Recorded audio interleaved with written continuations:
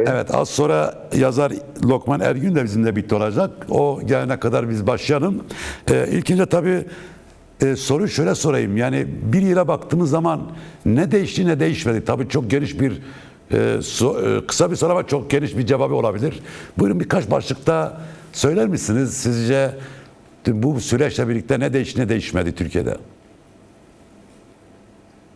Şöyle tabii süreç başladığında aslında üç tarafa düşen bir takım görev ve sorumluluklar vardı. Bir yönüyle Kürt hareketine ve Kürt halkına, öte yönüyle mevcut iktidar yapısı ve devlet anlayışına ve bir de toplumun bütün kesimine dönük tanımlanan veya beklenen bir görev ve sorumluluk alanı vardı.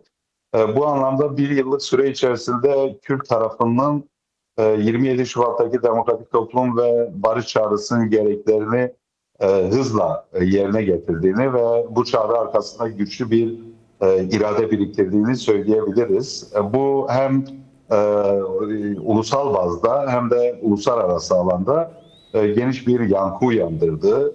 Kürt meselesi ve Türkiye'nin demokratikleşmesini diyebiliriz ki dünya gündeminin de üst sıralarına taşıdı. Fakat diğer boyutuyla yani iktidar ve devlet cenahında atılması gereken adımlarla ilgili beklentileri karşılayan bir pratik göremedik.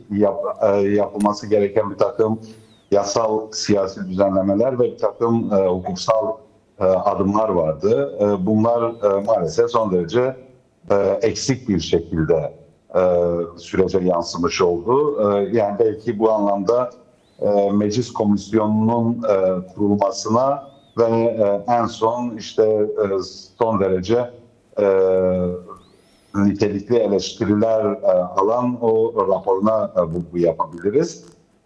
Öte yandan da tabii sürecin toplumsallaşması açısından yani bütün topluma mal olması açısından da istediğimiz seviyeyi yakaladığımızı söyleyemeyiz. Yani bugün barış kelimesi geçtiğinde veya barış süreciyle ilgili bir konuyu konuştuğumuzda 86 milyonun tamamında eğer ortak bir duygu yaratamıyorsak, eğer barış gibi ekmek kadar, su kadar, hava kadar ihtiyaç duyduğumuz bir kavramsallık ülkenin tamamında bir heyecan dalgasına yol açmıyorsa bu anlamda meselenin toplumsal boyutuyla ilgili de bir eksiklikten söz edebiliriz. Fakat şu var, yani irade devam ediyor. Hem demokratik çözüm hem barış isteği doğrultusunda. Her iki taraftan da bunu teyit eden açıklamalar geliyor.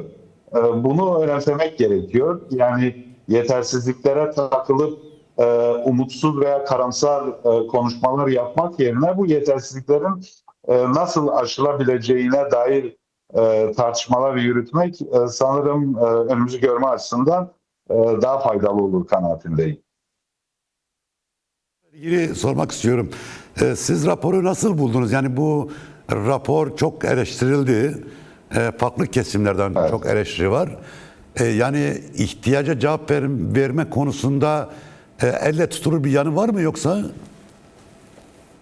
Ben genel olarak komisyonla ilgili de düşüncemi bir iki cümleyle özetleyerek rapora geçeyim. Tabii buyurun. Yani en başından sizinle yaptığımız programlarda da ben görüşlerimi o doğrultuda ifade etmiştim. Aslında işte Demokratik Toplum ve Barış Çağrısı'ndan sonra Kürt tarafının attığı adımlar yani Fesih Kongresi'nin toplanması, o kararın alınması, silah yakılma merasimi, gerillanın riskli alanlardan sınır dışına çekilmesi.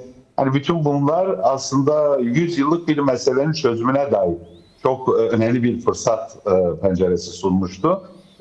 Dolayısıyla meclis komisyonundan beklentimiz veyahut da meclis komisyonu olması gereken çerçeve 100 yıllık bir Kürt meselesinin çözülmesi ve statikocu bir anlayıştan arındarak yeni yüzyılın demokratik bir cumhuriyetle taşlanması olabilirdi.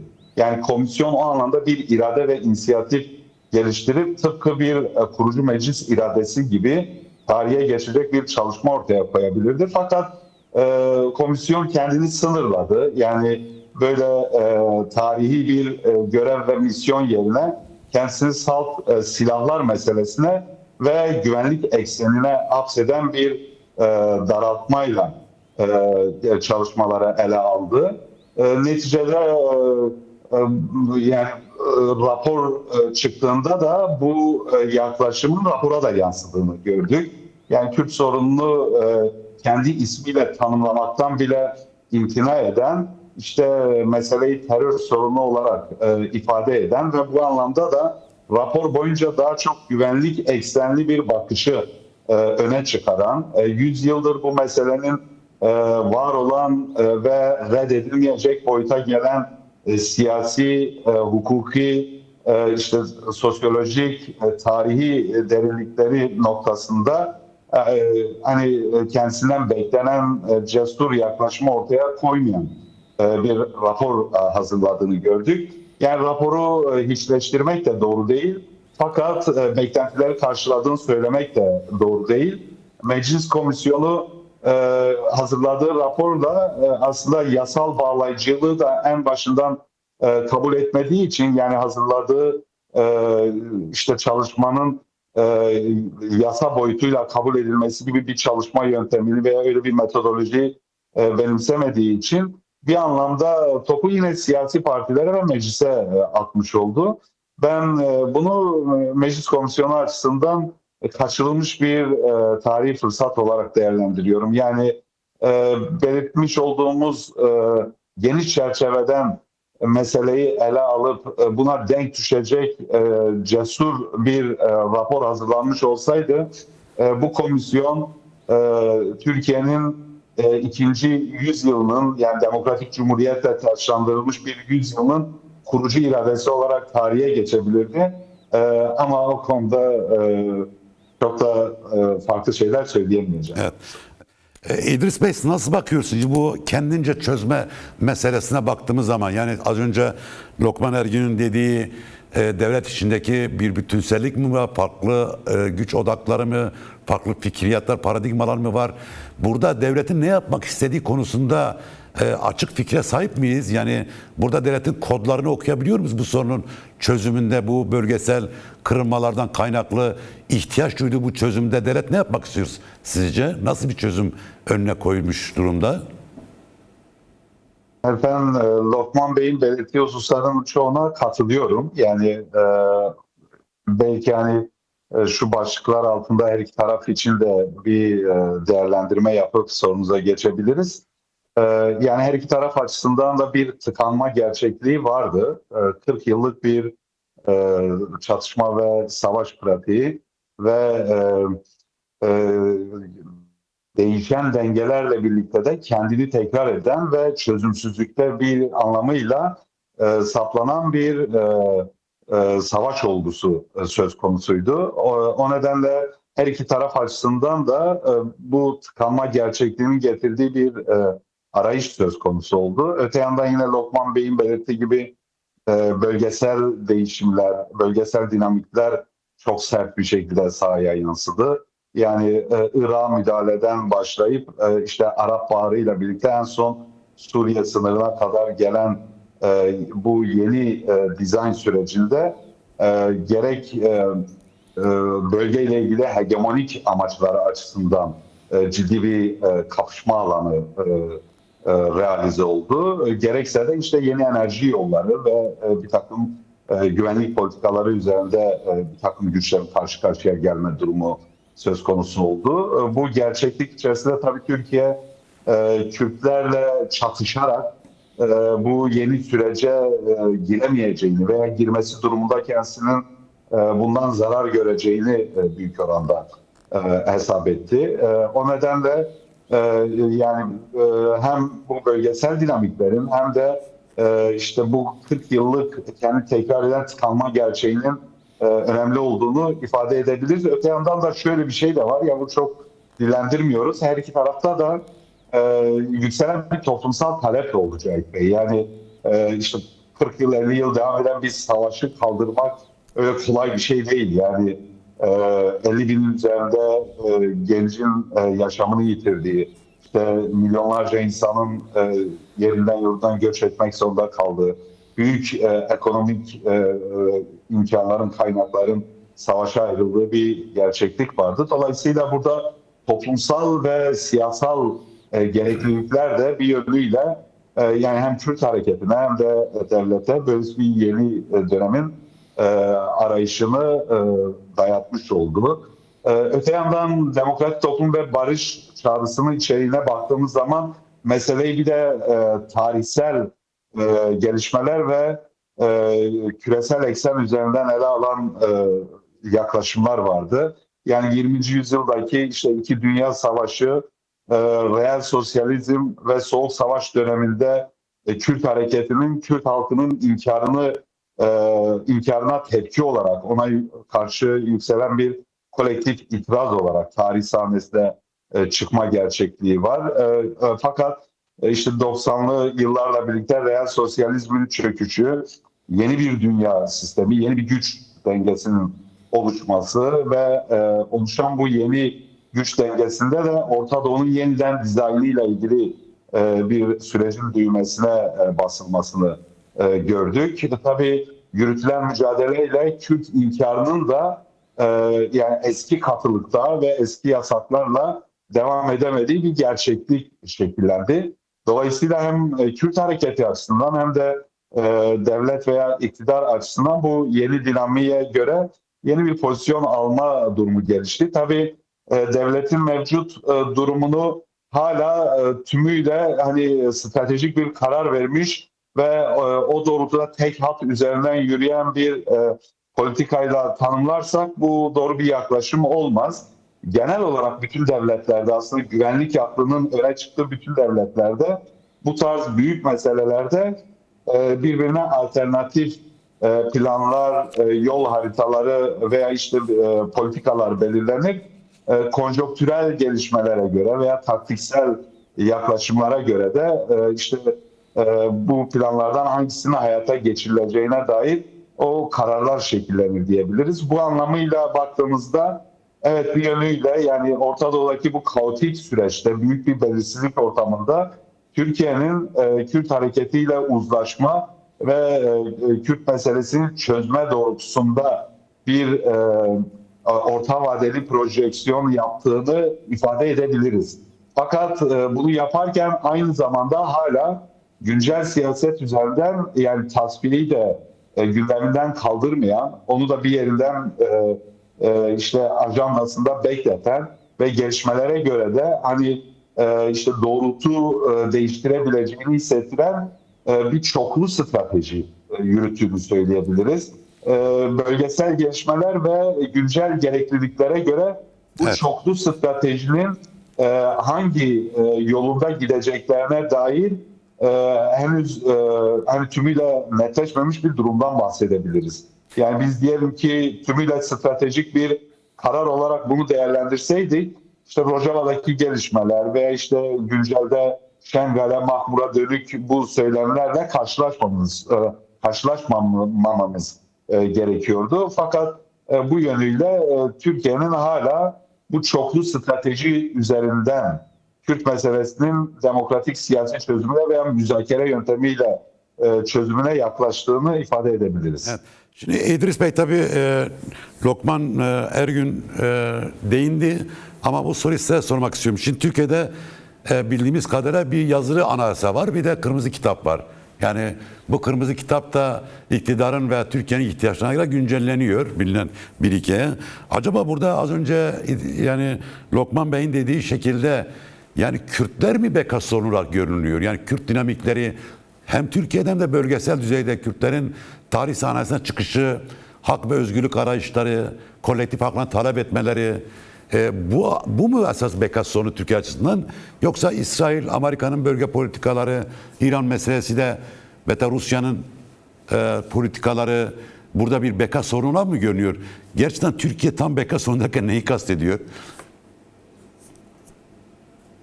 Bu beka kavramının ben hükümetlerin veya iktidarların kendi siyasi rant alanlarını sürdürmek için bunu sağlam bir temele oturtmak için bilinçli olarak araçsallaştırdıkları bir kavram olarak değerlendiriyorum. Lokman Bey'in çok isabetli bir şekilde belirttiği gibi aslında beka dediğimiz şey ülkenin sınırlarıyla ilgili bir yaklaşım üzerinden ele alınmamalı. Sınırlar ötesinde bekayla ilgili sürekli işte bir korku objesi yaratmak yerine kendi içinizde toplumu bütünleştirecek sistemsel bir takım düzenlemelerle siz belirli şeyleri halledebilirseniz meseleyi bir sorun olmaktan çıkarırsınız.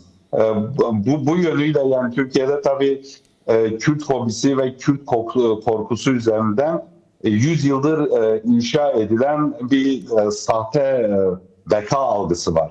Yani hem ülke içinde hem de işte Kürtlerin yaşadığı diğer ülkelerde, diğer 3 parçada Kürtlerin kolektif talepleriyle ilgili en ufak bir kıpırdanmayı doğrudan kendi varlığına tehdit olarak kodlayan ve bunu iç siyasette işte o iktidar arayışlarına tahvil eden bir yaklaşım var. Ama Şimdi şöyle bir soru, tabii şöyle bir soru da var. Sorayım belki daha açarsınız.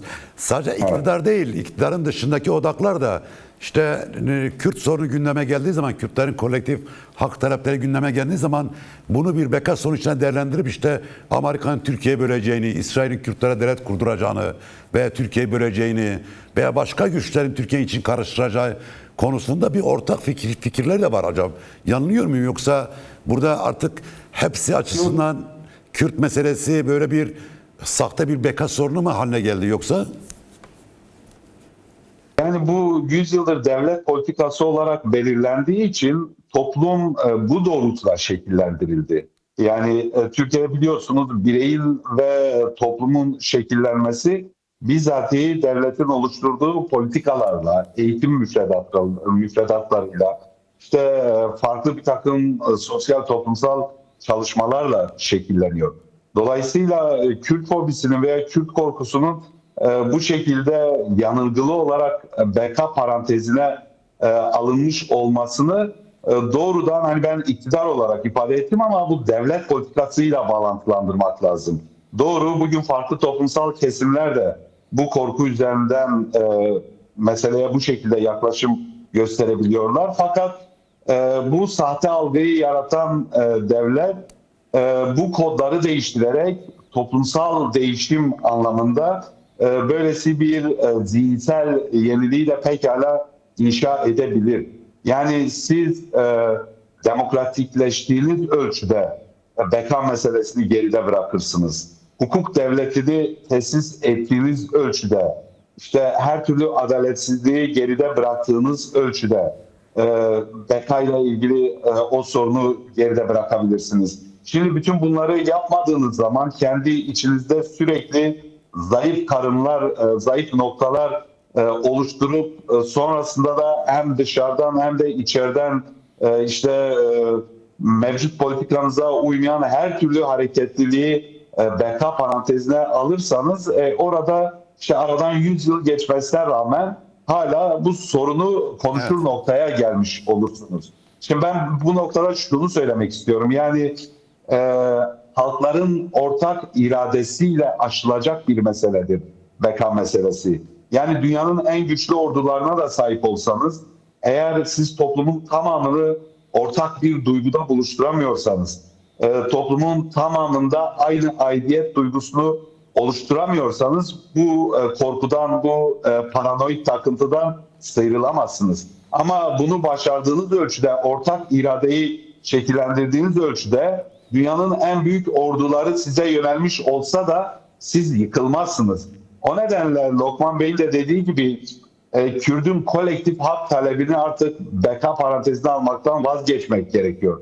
Ana dilde eğitim talebi, yerinden yönetim modeli veya katılımcı demokratik bir takım modelleri bu paranteze almamak gerekiyor. Alevinin inanç meselesini, ötekinin her türlü işte gasp edilmiş haklarını yasal ve anayasal güvenceye alma meselesini bu beka parantezinden çıkarmak gerekiyor. Bunu yaptığınız ölçüde işte sizin bahsetmiş olduğunuz o ülkelerin hegemonya kavgaları, bilmem güç savaşları ne olursa olsun siz bu düzeyde aradan 100 yıl geçtikten sonra da beka gibi bir korku yaşamazsınız kanaatindeyim. Evet. Evet. Şimdi İdris Bey bir soru daha sorayım tabii bu konuya ilişkin. Şimdi Kürt sorunu tabii bütünsellik bir sorun. Yani sadece Türkiye'yi ilgilendirmiyor. Türkiye'nin içinde bir sorun değil. İşte Suriye'de bir sorun, Rojava Kürdistan'ı, Başuri Kürdistan, Roşat Kürdistan'ı ve bu devletlerin dışında birçok bölgesel ve küresel gücün de içinde olduğu bir sorun. Yani Amerika'sı, bunun içerisinde İngiltere'si, Fransa'sı, NATO'su, Avrupa Birliği, hatta Rusya, Çin, işte bugün Hindistan Başbakanı İsrail'e gitti. O bile Orta Doğu ile ilgili yeni bir stratejiye ihtiyaç var diyor. Hindistan tabii orta ölçekli gelişmekte olan bir ülke. Dünyanın en kalabalık nüfusa sahip bir ülke. Yani herkesin Orta Doğu'da bir şekilde hesabının olduğu bir yerden bahsediyoruz. Şimdi siz az önce çoklu stratejiden bahsettiniz. Bu çoklu strateji içerisinde Türk devleti Kürt sorununa bütünsellikli bir yaklaşım gösteriyor mu? Yani bütün Kürtlerle bir çözüm düşünüyor yoksa?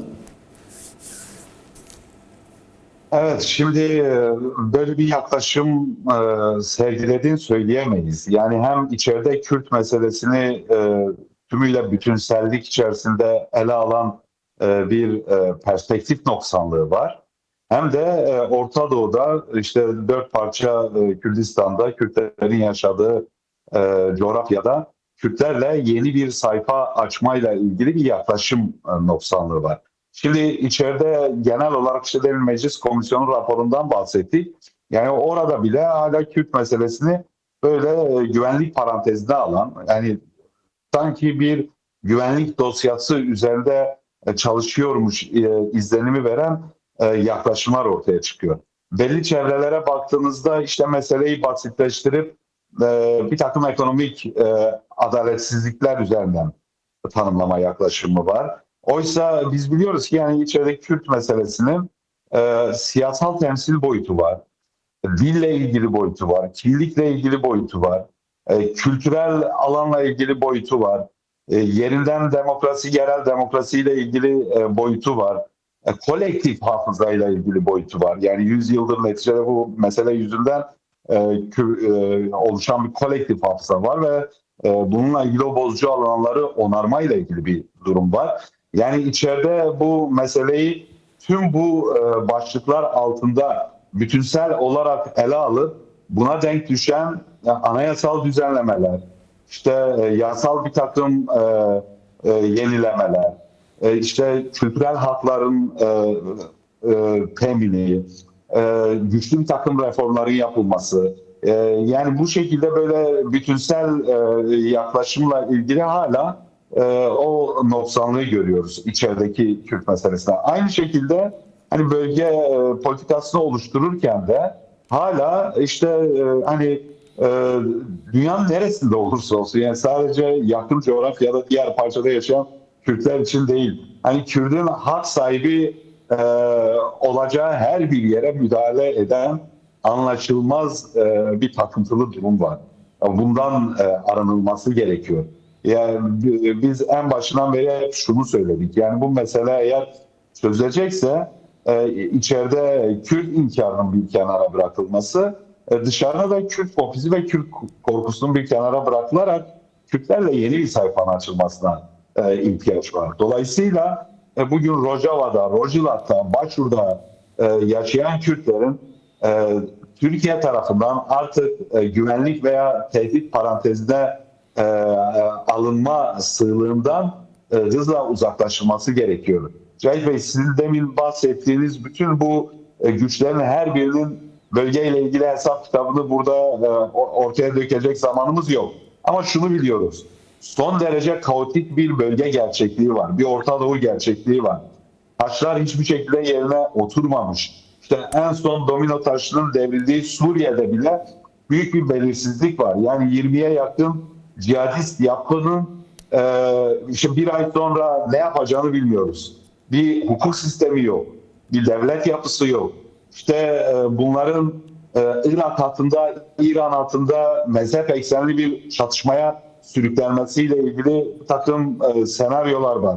İran'a müdahale durumu belirsiz. Şimdi bütün bu belirsizlikler içerisinde siz Kürtlerle yeni bir sayfa açarak dört parça Kürtleri hani gerçekten e, altı doldurulmuş bir kardeşlik hukuku üzerinden değerlendirerek kendinizi belirli bir alana taşıyabilirsiniz. Kendi güvenliğinizi en iyi şekilde bu şekilde güvenceye alabilirsiniz. Evet. Ancak işte sizin bahsetmiş olduğunuz o bütünsel yaklaşım olmayınca, yani içeride müzakere masası varken bakıyorsunuz Halep'te, işte bilmem Deir ez-Zor'da, Rakka'da farklı arayışlara giren bir devlet anlayışı var.